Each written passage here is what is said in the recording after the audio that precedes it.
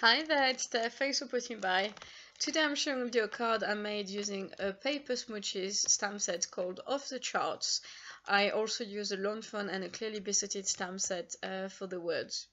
It's a card for a man or a young boy, whoever.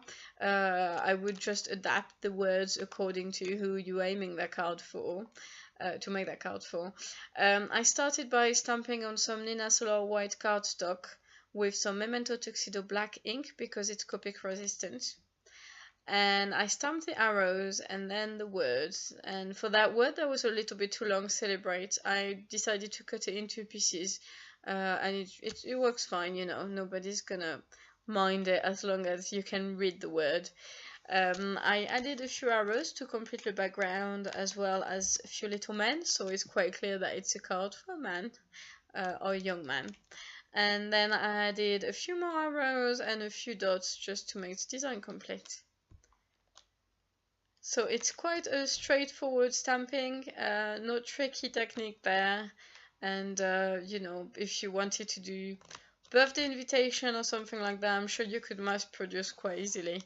Well, quite easily, you know, easily enough. So once I was done with that, I did a little bit of shading. I used some cool grey markers.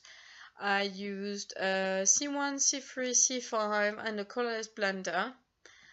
It does go quite quickly on the video, so just so you know, I'm basically coloring with the C1, then the C3, then C5, and then working backwards, C3, C1 again, and then I use a colorless blender just to smooth the edges basically, so it melts into the paper and it looks like, you know, good shading. I mean, it's a little bit time consuming. On the video it doesn't appear like it because it's sped up, but I think it does make a hell of a difference on the final card, and I really think it's worth it. I've been pondering buying some, what's the color? I think warm grey markers, the one that have some sort of like slight brown tinge to them. I'm hoping maybe in the next few months, but I'm sure the result would be quite similar. It just would be a warmer tones really. Once I was done with the arrow, I also added some shading around the little man and the dots and the black arrows, just so it all looks like it's coming out of the paper. It's a great way to make a one-layer card, have a lot of depth basically without, you know, making your card heavy or coming out too much so it gets squished in the post or things like that. So I do like one layer cards for that. I think they're great. So once I was done with the shading, I started coloring. I tried to pick what I feel are kind of masculine colors, so some blue and some dark red. I normally do a lot of rainbow colors, but I try to remain a bit sober here. If you know a man who loves rainbow colors, go ahead. You know, I was trying to just pick something a bit more, listen, neutral. It's quite basic copy coloring. It's only 3 colors, so it's quite easy.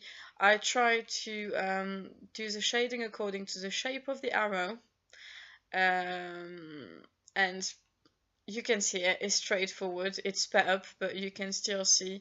On the red arrows, however, I try to add the shading a little bit more according to where the light comes from onto my card.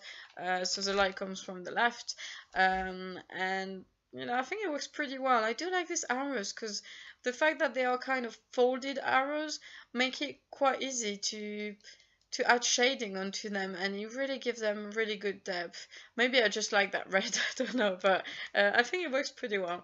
So once I was done, I decided to add a few white accents, I would call it, throughout the card, just to give it a little something extra, really.